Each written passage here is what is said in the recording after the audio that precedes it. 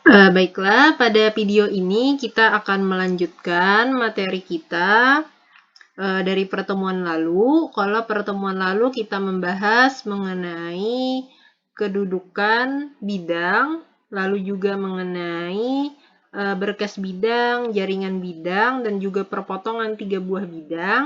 Nah, maka pada materi pertemuan ini kita akan membahas mengenai garis lurus pada ruang dimensi 3, khususnya mengenai persamaan garis lurus dan juga mengenai kedudukan 2 buah garis lurus. Nah, kenapa urutannya dari bidang ke garis? Karena sebagaimana yang kita ketahui bahwa perpotongan dari 2 buah bidang itu akan menghasilkan suatu garis lurus yang nanti akan kita perjelas pada bentuk persamaan garis lurus pada video ini. Nah, pertama-tama untuk materi mengenai persamaan garis lurus, ini bisa kalian lihat di buku kalian pada halaman 25. Oke, mengenai persamaan garis lurus tentu tidak lepas dari definisi dari garis lurus tersebut, di mana garis lurus pada ruang dimensi 3 tidak berbeda dengan garis lurus pada ruang dimensi 2. Maksudnya tidak berbeda adalah konsep garis lurus di sini dia merupakan suatu objek yang menghubungkan 2 buah titik. Ya. Nah, sehingga nanti untuk mencari persamaan garis lurus, tentu paling tidak kita memerlukan 2 buah titik yang diketahui pada garis lurus tersebut. Nah, kalau garis lurus pada ruang dimensi 2 itu dibedakan, yang mana garis satu dengan garis lain itu berdasarkan kemiringan atau gradien dari garis. Nah, maka pada ruang dimensi 3 ini, garis lurus dibedakan berdasarkan vektor arah dari garis.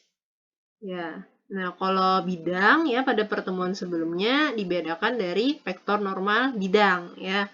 Nah, pada persamaan garis dibedakan dengan vektor arah. Jadi nanti jangan tertukar antara vektor arah dengan vektor normal bidang.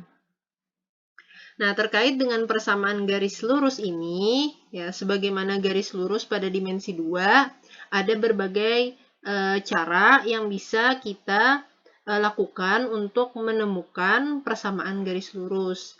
Yang pertama, tentu saja kita dapat mencari persamaan garis lurus jika kita mengetahui 2 buah titik pada garis lurus yang mau kita cari persamaannya.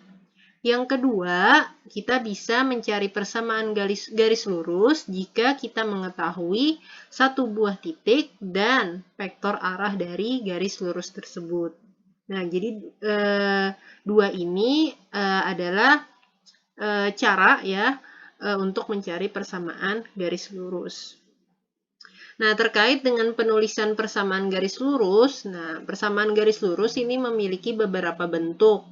Yang pertama, persamaan garis lurus bisa kita tuliskan dalam bentuk vektor. Yang kedua, persamaan garis lurus bisa kita tuliskan dalam bentuk parameter. Dan yang ketiga, persamaan garis lurus dapat kita tuliskan dalam bentuk linier. Nah, bagaimana bentuk persamaan garis lurus ini, baik dalam bentuk vektor, parameter, dan juga linier, berdasarkan cara menentukan persamaan garis, akan kita bahas pada video berikutnya.